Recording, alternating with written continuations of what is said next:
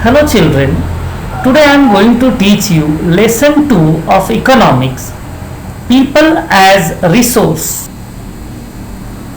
Introduction. People as resource refers to a country's working people in terms of their existing productive skill and abilities. When existing human resource is developed by becoming educated and healthy, it turns into human capital. So children, when human beings of a country are well educated, trained, skilled and healthy, they become human capital. That means they become productive. They are no more burden for the nation. Human capital is superior to other resources like land and physical capital, as it uses these capitals and adds value to them. Investment in human capital via education and medical care can give high returns in future.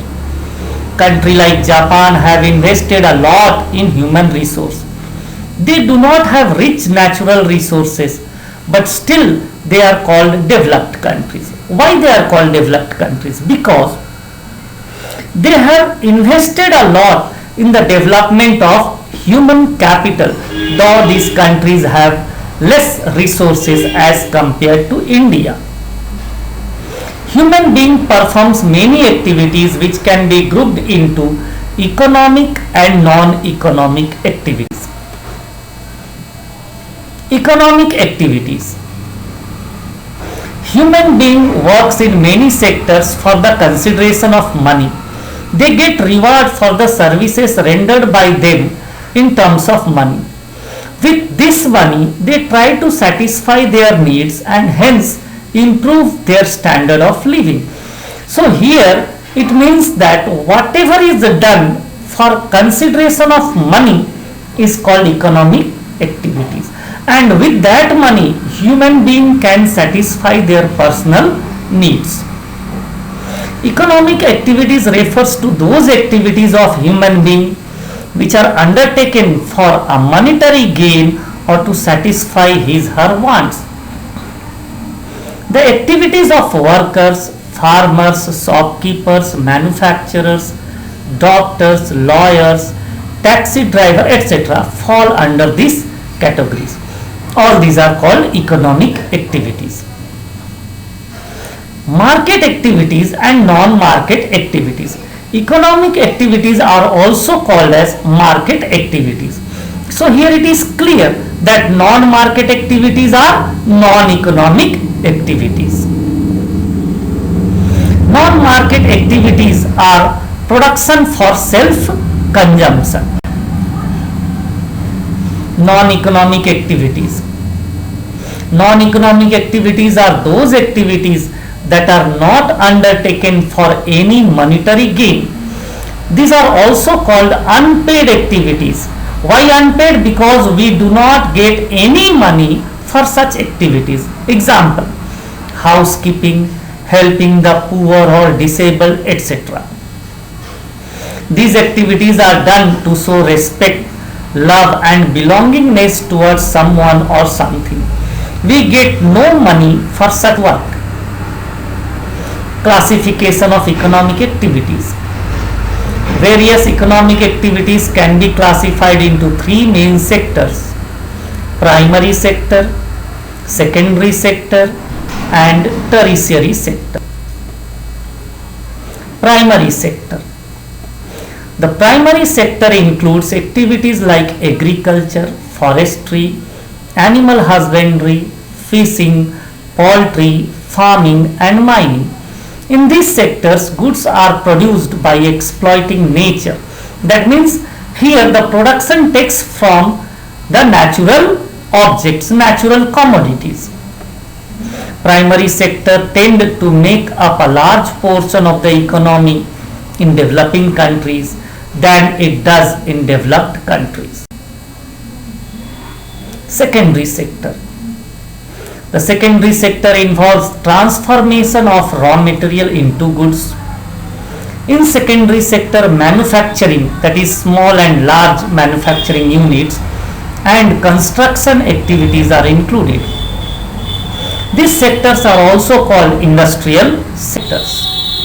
Tertiary sector. The tertiary sector covers a wide range of activities from commerce to administration, transport, financial and real estate.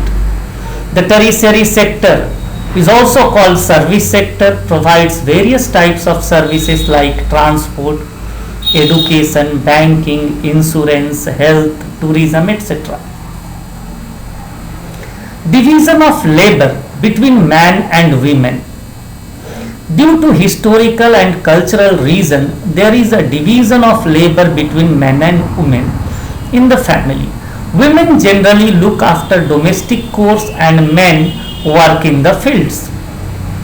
Women are paid low as compared to men. Most women work where job security is not there. Various activities relating to legal protection of women is negligible and needs to be enhanced. In country like India, the security of job for women is not yet clear. Here, the women are not secure when they go for job. Till now, the security level is less in India. Quality of population. The quality of population depend upon the literacy rate, health of a person indicated by life expectancy, and skill formation acquired by the people of the country. The quality of population ultimately decides the growth rate of the country. Literate and healthy populations are an asset. Population become human capital when it is provided with better education, training, health care facilities, etc.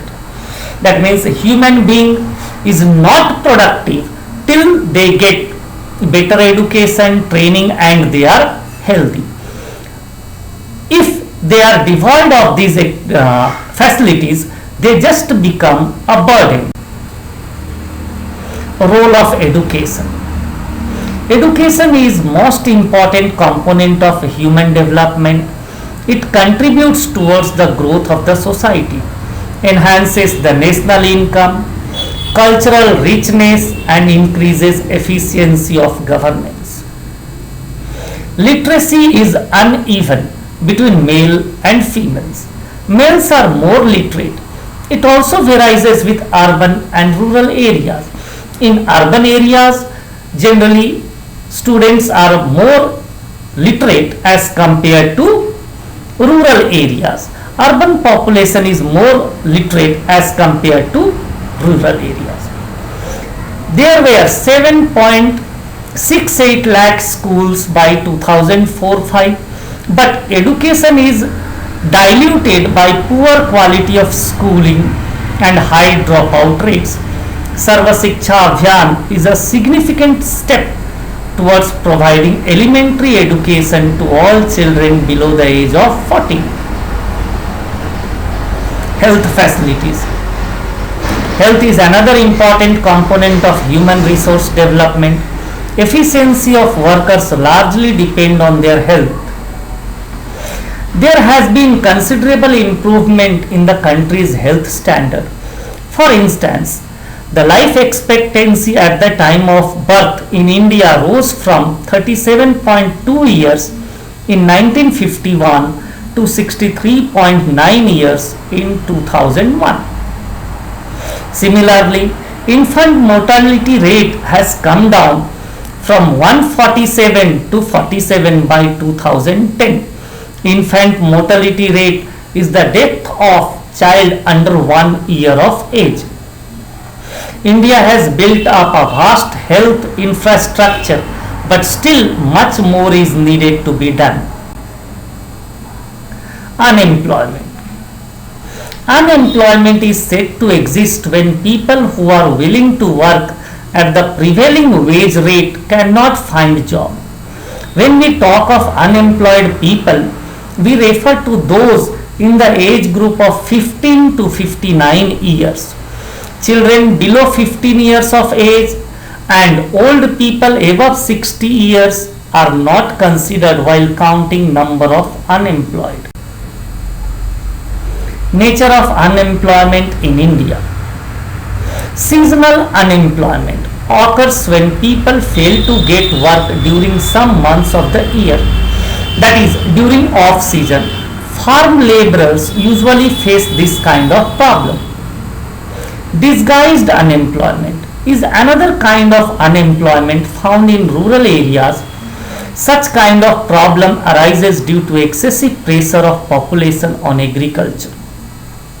Disguised unemployment refers to a situation wherein the number of workers in a job is more than actually required to do the job. Suppose a work has to be done by 2 people, but 10 people are employed in that work. So that situation will be known as disguised unemployment. The extra number of workers are disguisedly unemployed. Increase in unemployment is an indicator of depressed economy. Consequences of unemployment. Number 1. Unemployment leads to wastage of manpower resource. Number 2. Unemployment tends to increase the economic overload, that is dependence of the unemployed on the working population. Number 3. Unemployment may lead to increase in social unrest and tension. Thank you. Have a nice day.